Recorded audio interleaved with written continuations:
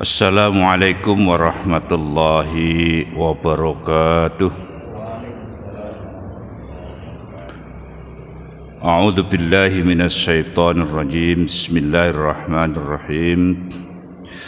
Alhamdulillah alladzi an'ama 'alaina bi ni'matil imani wal islam. Nahmaduhu wa nasta'inuhu wa nastaghfiruh. Wa na'udzu billahi min shururi anfusina wa min sayyiati a'malina. May yahdihillahu fala mudilla lahu wa may yudlil fala hadiya lahu. Asyhadu an la ilaha illallah wahdahu la syarika lahu wa asyhadu anna Muhammadan abduhu wa rasuluh. Allahumma salli wa sallim wa barik ala nabiyyina Muhammad wa ala alihi wa sahbihi ajma'in. Rabbi shrah li sadri wa yassir li amri wahlul 'uqdatam min lisani yafqahu qawli. Amma ba'd.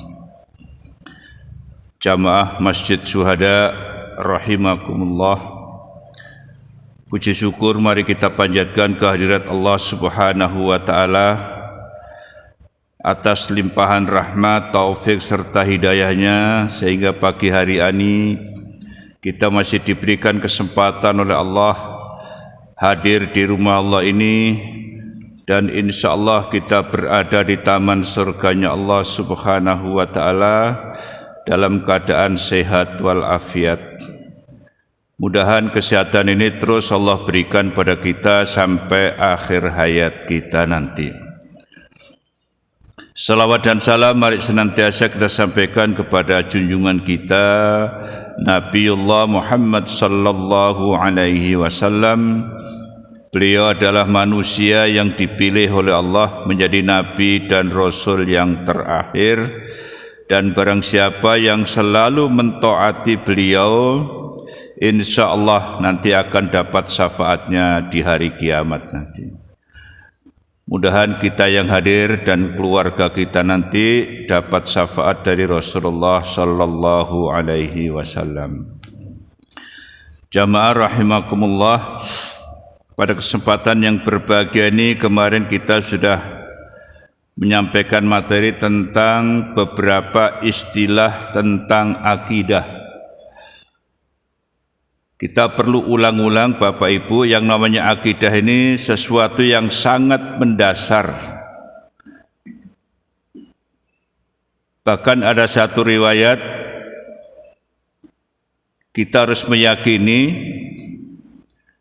dengan sifat Rahman dan Rahimnya Allah, setiap malam dosa-dosa kita itu diampuni oleh Allah, kecuali orang yang berbuat syirik kepada Allah Subhanahu wa taala. Jadi ini yang harus kita yakini Bapak Ibu, kita itu minta ampun atau tidak, dalam beberapa riwayat Allah mengampuni dengan sifat Rahman dan Rahimnya, kecuali kalau orang itu berbuat syirik. Nah, makanya akidah ini yang kita pelajari salah satunya adalah menjauhkan kita agar kita tidak terlibat dalam perbuatan syirik. Kemarin istilah-istilah akidah sudah kita sampaikan, ada di antaranya iman, ada namanya tauhid, ada namanya usuluddin, ada namanya ilmu kalam, dan ada yang namanya fikih akbar. Hari ini akan kita lanjutkan kajian kita, yaitu lingkup pembahasan akidah, atau dalam bahasa umumnya itu ruang lingkup pembahasan akidah. Jadi kita meminjam istilah atau sistematika dari ulama besar kita, yaitu Hasan al-Banna. Beliau menyampaikan beberapa ruang lingkup pembahasan akidah. Yang pertama adalah ilahiyah. Ilahiyah itu artinya adalah pembahasan tentang sesuatu yang berhubungan dengan Allah, seperti wujudnya Allah, nama-nama Allah, dan sifat-sifat Allah. dan lain sebagainya. Oleh karena ilahiyah yang harus kita kuatkan dalam diri kita adalah bahwa Allah itu memiliki kelebihan-kelebihan yang tidak dimiliki oleh makhluknya. Salah satunya kita mengenal dengan wujud Allah. Nah, wujud Allah itu memang secara kasat mata kita tidak dapat melihatnya, tapi wujud Allah itu ada. Sehingga dikatakan beberapa dalil, antara lain misalnya ada dalil fitrah. Dalil fitrah itu seperti disampaikan oleh baginda Rasulullah sallallahu alaihi wasallam di dalam salah satu hadis yang diriwayatkan oleh Imam Bukhari, kullu mauludin yulatu 'alal fitrah fa abawahu yuhawitanihi au yunassiranihi au yumajjisanihi. Ini adalah dalil tentang Allah menciptakan manusia dengan fitrah. Artinya fitrah itu bertuhan. Bertuhan itu adalah Islam. Jadi umat Islam meyakini semua bayi yang lahir itu semuanya dalam keadaan Islam. Makanya kalimatnya, kata Nabi, kullu mauludin yulatu alal fitrah, setiap anak yang dilahirkan dalam keadaan fitrah. Nah, dilanjutkan oleh Rasul, fa abawahu, apa yang menyebabkan dia tidak muslim, maka ibu bapaknya lah yang berperan mengubah anak itu menjadi seorang Yahudi, Nasrani, atau Majusi. Jadi dalam riwayat ini sangat jelas sekali Bapak Ibu, ternyata peran orang tua itu sangat mempengaruhi. Makanya dalam konsep pendidikan itu dimulai sejak anak kita berada di rahim, itu harus sudah dimulai. Karena ini penting sekali. Kita juga sering melihat ada satu keluarga beda agama dan seterusnya. Jadi ini konsep pertama tentang wujud Allah. Allah menciptakan manusia dalam kondisi fitrah, yaitu Islam. Kalau ada yang mempermasalahkan, ada penjelasan sedikit. Nah, kenapa Rasul mengatakan seperti itu? Karena Rasul menyebutkan kedua orang tuanya lah yang bisa mempengaruhi keturunannya itu. Baik ia menjadi seorang Nasrani, Yahudi maupun Majusi. Oleh karenanya kita sebagai orang tua sangat menentukan sekali kemana anak keturunan kita ini, apakah nanti menjadi orang Yahudi, menjadi orang Nasrani atau orang Majusi. Itu kata Nabi, yang menentukan adalah orang tua kita ini. Jadi ini contoh wujud Allah. Kemudian contoh yang lain, nama-nama Allah dan sifat-sifat Allah. Allah itu punya nama-nama Bapak Ibu. Di dalam salah satu hadis, nama-nama Allah ada 99 yang sering disebut dengan Asmaul Husna. Maka Nabi menggariskan dalam satu riwayat, yaitu Imam Bukhari dan Muslim, lillahi tas'atun wa tis'una isman mi'atun illa wahidah, kata Rasulullah. Sesungguhnya Allah itu mempunyai 99 nama, 100 kurang 1. Ini Pak hebatnya bahasa Arab itu, kalau ada orang tidak paham 99, Nabi menegaskan 100 kurang 1. Nah ini Rasul itu luar biasa memberikan pemahaman kepada umatnya di akhir zaman ini. Kalau sudah kalimat seperti ini tidak bisa lagi dibantah Bapak Ibu. Maka Nabi mengatakan dalam lanjutan itu, la yahfaduhu ma ahadun illa dakhalal jannah. Kata Nabi, tidaklah seseorang menghafalkan kalimat nama-nama Allah itu, Asmaul Husna itu, kecuali dia akan masuk surga. wa huwa witrun yuhibbul witra. Dia itu tunggal dan menyukai yang tunggal. Hadis riwayat Imam Bukhari.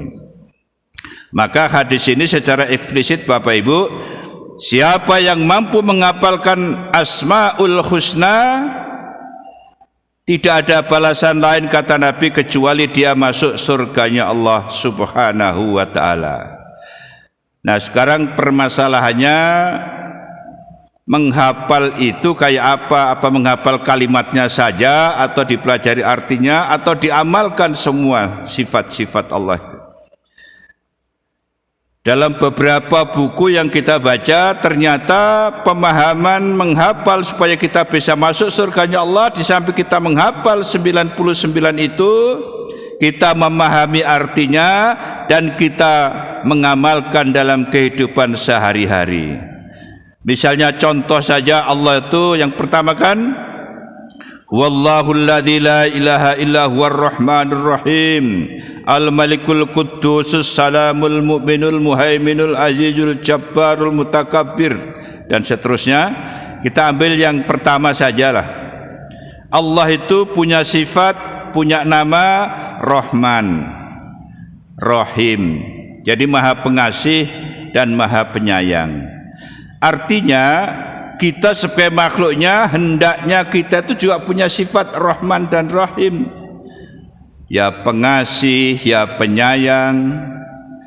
Kita ini kan kadang mudah sekali mengatakan kasih sayang, ajaran kasih, ajaran sayang, tapi kadang prakteknya masih ada yang belum bisa mengamalkan bagaimana kasih sayang kita, terutama kasih sayang kita kepada Allah Subhanahu wa ta'ala.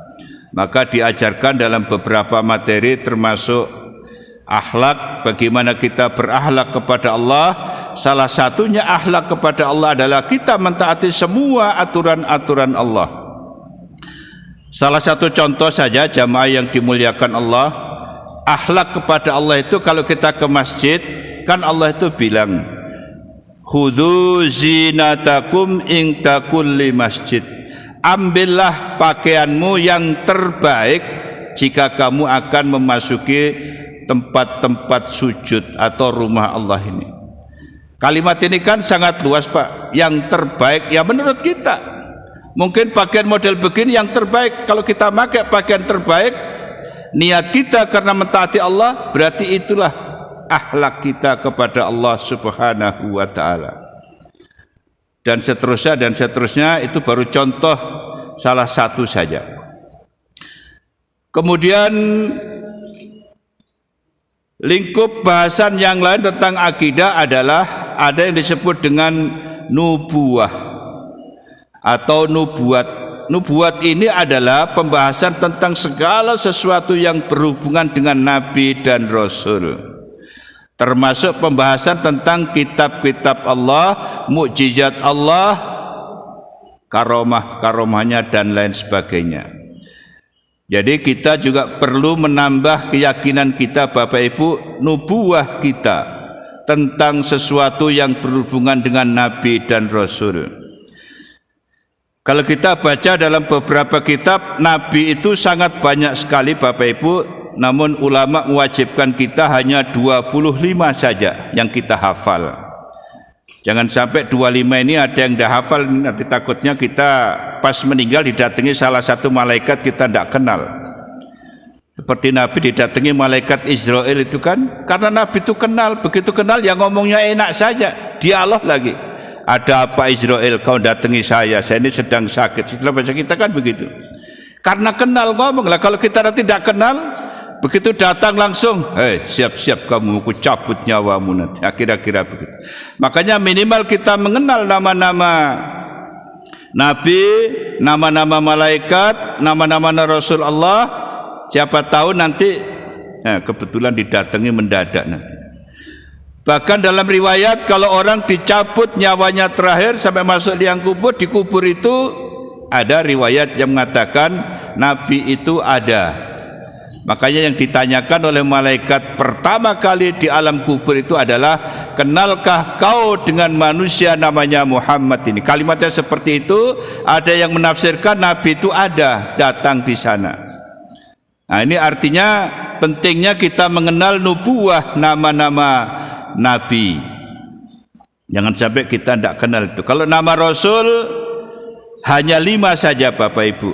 Nah, kita mengingatkan saja, siapa tahu ada yang lupa kan. Apa sih bedanya Nabi dan Rasul? Kalau Nabi itu hanya untuk kelompoknya saja, kalau Rasul itu untuk umat seluruh dunia.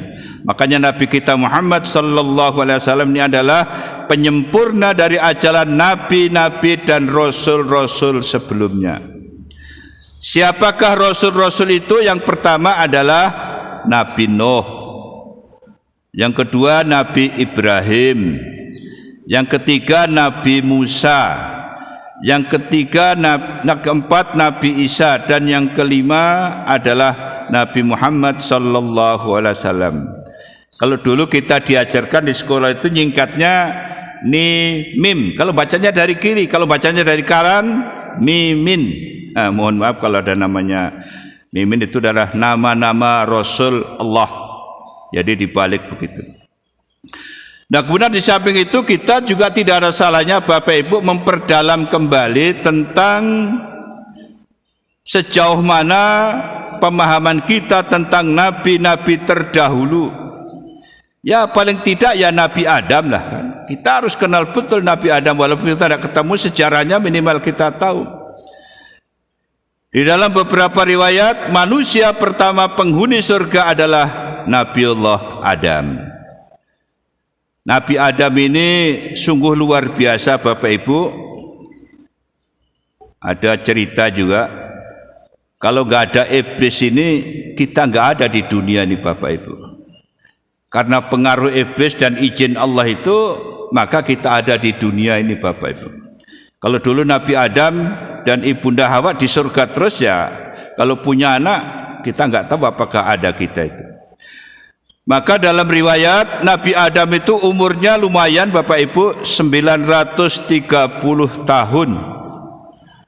Jadi kalau ada umatnya Rasul melebihi 100, bisa jadi umatnya Nabi Adam ini sampai 900 tahun Bapak Ibu. Makanya kita sering berpesan kepada jamaah, usia ini Bapak Ibu tidak usah kita minta-minta, sudah ada jatahnya oleh Allah. Di Lauhul Mahfuz sudah dicatat itu. Yang penting kita yang pas itu ya minta sehat sampai akhir hayat kita. Itu yang sangat penting sekali itu. Kemudian kalau kita baca tipe-tipe lagi yang lain, Nabi Adam itu ternyata tinggi badannya Bapak Ibu itu dalam hadis 60 hasta. 60 hasta itu kalau dihitung dengan meteran kita 27 meter. Nah, mungkin Masjid Syuhada ini kalau dipakai salat Nabi Adam itu susah berdiri di sini Bapak Ibu. Nah, itu umat-umat terdahulu, gambaran kita umat-umat dahulu itu besar-besar dan tinggi-tinggi badannya itu. Kemudian ada lagi kita kenalkan nabi-nabi yang punya kelebihan. Sebetulnya semua nabi itu punya kelebihan, cuman yang ada kaitan dengan kehidupan kita saja. Setelah Nabi Adam ada Nabi Idris. Idris itu dalam riwayatnya manusia pertama yang bisa membaca dan menulis. Ada yang tanya, siapa gurunya? Langsung Allah Subhanahu wa ta'ala. Kalau Nabi itu kan dapat wahyu pertama, tidak bisa baca, tidak bisa nulis. Jadi Nabi itu memang buta huruf. Tapi Nabi Idris adalah manusia pertama yang bisa membaca dan menulis. Kalau ada yang tanya bagaimana nulisnya, pakai apa, nanti aja itu jawabannya panjang itu. Nah, yang penting kita yakin bisa membaca dan bisa menulis. Kan membaca itu nggak harus dengan buku. Dulu kan belum ada percetakan Pak. Membaca situasi alam itu baca sudah. Kemudian dalam riwayat yang lain Nabi Idris juga manusia pertama yang bisa menjahit. Kan ada yang tanya Pak, di mana pabrik kainnya itu? Nah, jadi banyak orang mempermasalahkan, kan zaman Nabi Adam sama Nabi Idris kan lumayan sudah manusia jumlahnya sudah bertambah terus itu. Dan beliau Nabi Idris adalah ahli astrologi Bapak Ibu. ahli menghitung, ahli perbintangan. Jadi ternyata nabi-nabi dahulu langsung dapat ilmu dari Allah Subhanahu wa taala. Kemudian selanjutnya ada Nabi Nuh.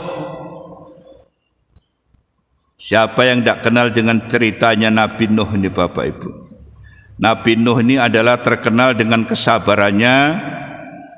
Apa kesabarannya? Dalam riwayat singkat, Nabi Nuh itu Bapak Ibu masih muda diperintahkan Allah menanam pohon di atas bukit lagi, nanam pohon di atas gunung lagi. Karena Nabi Nuh ini orang yang taat dengan Allah, ya ditanam saja. Setiap sebulan tanamannya itu diukur Pak, ya dirangkul gini kira-kira kan.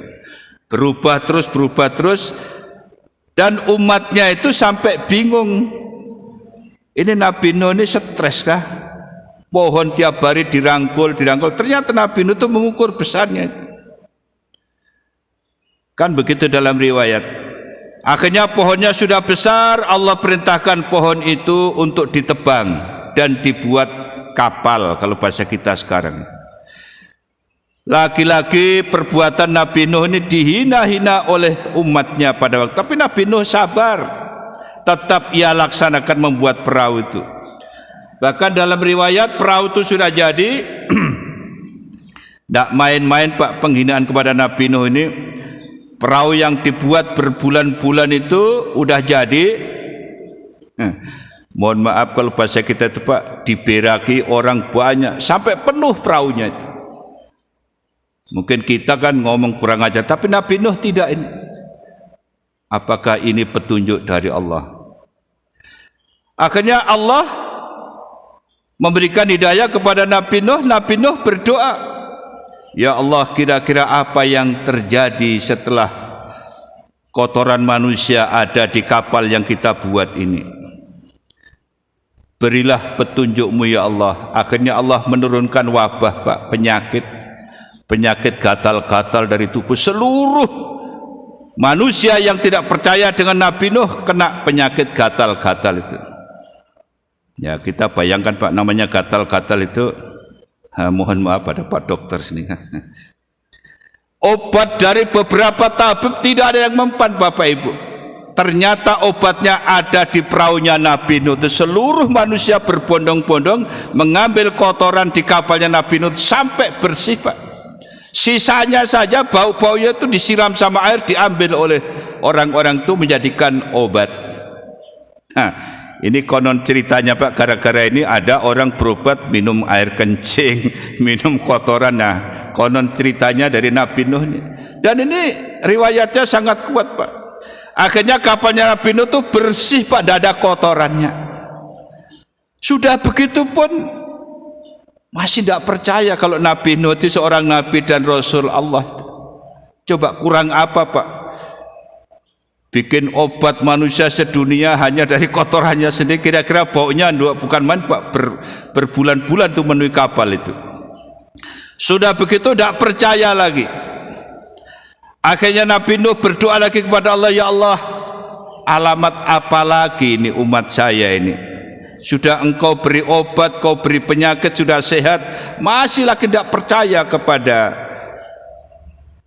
saya ya Allah. Jadi Nabi Nuh ini sabar saja. Akhirnya berdoalah karena umatnya yang sudah tidak karu-karuan. Akhirnya doanya Nabi Nuh dikabulkan Allah. Turunlah hujan yang lebat. Terjadilah banjir bandang pertama kali di dunia, yaitu sejak zaman Nabi Nuh. Dan dihimbau umatnya itu, wahai umatku yang mau selamat, silakan masuk di kapalku ini.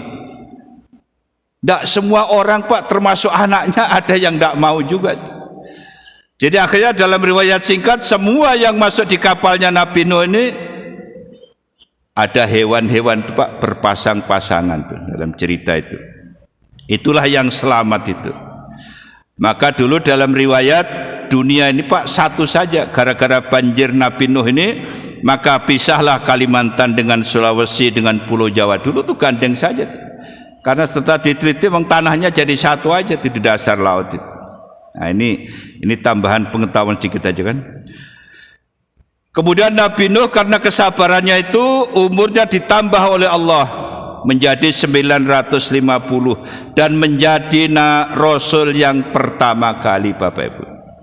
Jadi bedanya Nabi dan Rasul itu, kalau Nabi kesabarannya kurang, kalau Rasul kesabarannya banyak. Nah, gitu kira-kira. Sabar tadi Nabi Nuh itu. Karena selamatlah seluruh manusia di muka bumi ini yang ada di kapalnya Nabi Nuh. Maka dalam riwayat sampai saat ini kira-kira kita ini Pak turunan Nabi Nuh nih. Nah, karena yang hidup itu Nabi Nuh. Nah, tentunya dari Nabi Adam juga lah gitu kan. Jadi ini pentingnya kita meyakini hikmah nubuah kita, pembahasan tentang bagaimana kita mengenal Nabi dan Rasul untuk kita yakini. Orang yang taat kepada Allah saja kadang dibantah orang, Bapak Ibu. Jadi kalau kita menengok sebuah kepemimpinan, kurang apa hebatnya Nabi Adam, Nabi Idris, Nabi Nuh tadi itu, umatnya masih tidak percaya. Bagaimana kalau kita punya pemimpin suka berbohong, suka berdusta, mungkin tambah tidak percaya itu. Oh, Nabi saja dulu begitu hebatnya, orang tidak percaya. Itu nubuah. Kemudian nubuah itu juga Nabi dan Rasul termasuk pembahasan tentang kitab-kitab Allah, mukjizat-mukjizatnya Allah. Makanya Nabi kita Muhammad sallallahu alaihi wasallam salah satu mukjizatnya adalah Al-Qur'an ini. Jadi kalau Al-Qur'an ini kita jadikan panduan, insyaallah keselamatan kita dijamin oleh Allah Subhanahu wa taala. Kemudian kaitannya dengan nubuah, Bapak Ibu, kita harus meyakini Nabi itu semua ucapannya adalah datang dari Allah Subhanahu wa taala. Jangan sampai kita ada yang menyontoh orang-orang Yahudi, kalau Nabi itu tukang ramal, tukang bikin syair. Kita harus ubah mindset itu, bahwa semua ucapan Nabi adalah dari Allah. In huwa illa wahyu yuha. Semua yang dikatakan oleh Nabi dan Rasul adalah semata-mata wahyu dari Allah Subhanahu wa taala. Kemudian hakikat yang ketiga adalah ruhaniyah. Pembahasan tentang segala sesuatu yang berhubungan dengan alam metafisika, seperti malaikat, jin, iblis, setan, roh dan lain sebagainya. Kalau malaikat tadi sudah kita singgung, wajib kita kenal betul, Bapak Ibu. Kita membayangkan, Pak, kayak apa wajahnya malaikat Israel itu.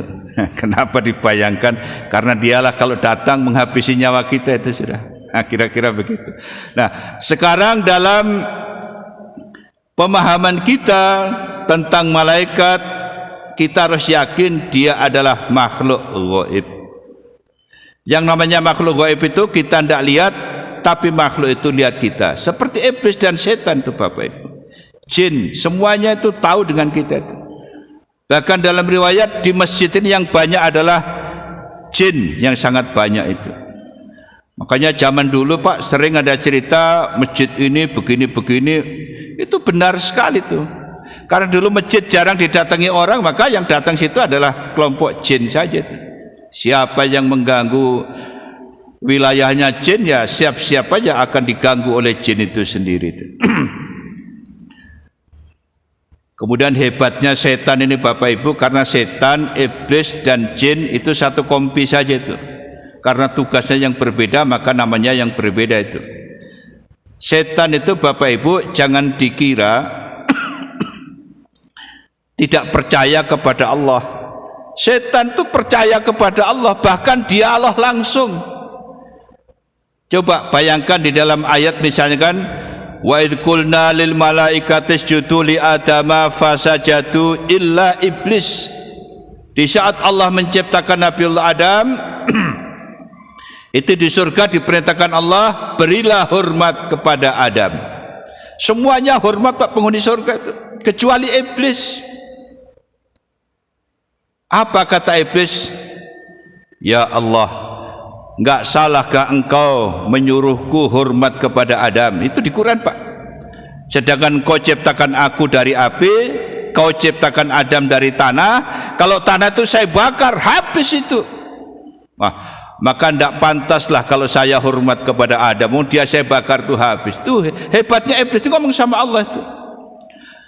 Bilang Allah dalam riwayat di ayat yang lain, wahai iblis, kamu tidak mau hormat kepada Adam, gak masalah, tapi tolong tinggalkan atribut surga ini sekarang juga. Bilang iblis, siap ya Allah, tapi saya minta 2 hal saja. Nah ini yang Allah maha pemurah dan penyayangnya tadi itu. Bilang Allah, apa iblis? Ya Allah, berikanlah saya dan keturunan saya sampai hari kiamat gak ada yang mati. Makanya gak ada kematian setan iblis itu Bapak Ibu. Maka di akhir zaman ini jumlah iblis, setan, jin semakin banyak. Karena kalau ada ulama-ulama yang mempelajari tentang kesetanan, keiblisan, kejinan itu, kalau beranak Pak, lebih dari 1000 itu sekali beranak. Bagaimana jumlahnya kalau akhir zaman itu? Dan berilah Adam beserta keturunannya nanti, jangan kau kasih umur panjang-panjang, kasih mati dia, supaya enggak banyak-banyak umatnya nanti. Bilang Allah, baik iblis, kasih izin permintaanmu itu. Apa yang kedua kata Allah? Wahai Allah, karena engkau sudah mengusirku dari surga, berarti tempatku di neraka. Maka izinkan saya supaya ditemani oleh Adam beserta keturunannya. Mohon saya diberi izin untuk menggoda Adam beserta keturunannya sampai hari kiamat. Oh, bilang Allah, baik iblis, kukabulkan permintaanmu 2 itu. Maka tinggalkanlah surga ini. Sudah. Kalau iblis itu Bapak Ibu tidak direstui Allah menggoda manusia, tidak ada orang digoda iblis itu. Dan iblis itu hebatnya Pak, godanya enggak kasar juga, enggak nyakiti juga, hanya dibisikin aja. Makanya ada ayat kan, alladzi yuwaswisu fi sudurin nas minal jinnati wan nas. Kelompok-kelompoknya suka bisik-bisikin itu. Nah, terutama kalau kita sholat itu Pak, sering betul ada bisikan-bisikan itu. Misalnya kita jadi makmum, ini yang umum aja Pak, menurut informasi jamaah. Kalau imamnya bacaannya panjang itu, wah bisikan iblis macam-macam itu. Apalagi yang orang sibuk bisnis. Ada lagi sebaliknya, kalau imamnya bacaannya cepat, pendek lagi itu, belum selesai aku baca udah imamnya nih laju banget ini mau kemana dan seterusnya. Dan itu bisikan-bisikan, belum lagi yang lain-lain pengaruhnya itu. Jadi itu kaitannya dengan kita meyakini bahwa tugas-tugas iblis menggoda kita itu memang resmi dari Allah Subhanahu wa taala. Maka Bapak Ibu, jangan lagi melakukan, kalau kita lagi naikkan ayunan anak kecil kita itu, di ayunan ada surah Yasin diikat. Apa tujuannya? Iblis itu gak takut dengan Quran. Iblis itu tahu betul kalau Quran itu kalam Allah. Ini diikat Pak di atas ayunan itu. Kita tanya sama nenek-nenek itu, untuk apa ini Nek? Itu nak supaya si kecil nggak diganggu oleh setan. Oh, keyakinannya di situ Quran ditakuti oleh setan itu. Betulnya betul aja keyakinan itu, tapi perbuatannya yang perlu kita hindari. Jangan sampailah Al-Quran Yasin diikat di atas ayunan itu, dan seterusnya dan seterusnya. Kemudian yang keempat, yang terakhir adalah hikmah kita, ruang lingkup kita adalah sam'iyah, yaitu pembahasan tentang segala sesuatu yang hanya bisa diketahui lewat sam'i atau dalil-dalil nakli dan dalil-dalil yang disampaikan oleh Rasulullah sallallahu alaihi wasallam dari Quran dan sunnah Rasulullah sallallahu alaihi wasallam, seperti hari kiamat. Kita nih Pak, kalau masih ada yang meragukan datangnya hari kiamat, itu nggak tahu sudah. Ayat-ayat sangat banyak sekali itu. Surat Zalzalah, Al-Qari'ah itu menjelaskan tentang kejadian-kejadian semua itu. Termasuk azab kubur, termasuk hari akhir. Kita harus yakini semua itu Pak. Kita nanti akan dikumpulkan di padang mahsyar, mulai dari umatnya Nabi Adam sampai umatnya Nabi Muhammad yang terakhir nantinya. Nah, disitulah datangnya yang namanya hidayah itu Bapak Ibu. Yang namanya Syafaat itu akan datang dari Rasulullah sallallahu alaihi wasallam kepada umatnya yang selalu mentaatinya. Makanya Bapak Ibu, yang namanya syafaat itu tidak perlu kita kejar-kejar Bapak Ibu. Yang penting kita melaksanakan syariatnya. Apa yang diperintahkan Nabi kita kerjakan, apa yang ditinggalkan kita jauhi. Insya Allah Nabi akan memberikan syafaat kepada kita di saat kita nanti berada di padang mahsyar. Di sanalah kita memerlukan syafaat karena semua manusia kumpul jadi satu tanpa pakai busana, alasnya bagaikan kaca marmer, matahari tingginya dengan sepenggala saja. Kita bisa bayangkan dalam riwayat itu ada orang yang berkeringat Bapak Ibu sampai ujung kepalanya hilang lagi. Seperti orang tenggelam juga kebanjiran. Tapi orang yang dapat syafaat dari Rasulullah, dia tenang-tenang saja. Bahkan perjalanan pun di dalam riwayat yang sangat sahih kita baca, di padang mahsyar nanti banyak orang berjalan dengan 3 macam Pak. Yang pertama, ya jalan seperti kita biasa begini, pakai kendaraan. Makanya dalam riwayat orang yang biasa berkorban itu disitulah kendaraan itu akan datang nanti. Kemudian yang kedua, ada orang datang kepalanya itu di bawah Pak. Bagaimana bayangkan kita kakinya di atas, tangannya di bawah. Dan yang ketiga, ada orang berjalan itu dengan ya badannya kayak kadal begitu Pak, mengasat dan sebagainya. Nah, kita nanti kalau dapat syafaat Rasulullah, insya Allah kita bisa berjalan normal seperti biasa, bahkan kita berkendaraan. Makanya Bapak Ibu yang punya kelebihan harta, kita itu dianjurkan berkurban, karena salah satu gunanya adalah nanti menjadi teman kita di padang mahsyar nanti. Ini yang dapat kita sampaikan Bapak Ibu, kurang lebihnya mohon maaf. Hadanallahu wa iyyakum ajma'in, fastabiqul khairat. Assalamualaikum warahmatullahi wabarakatuh.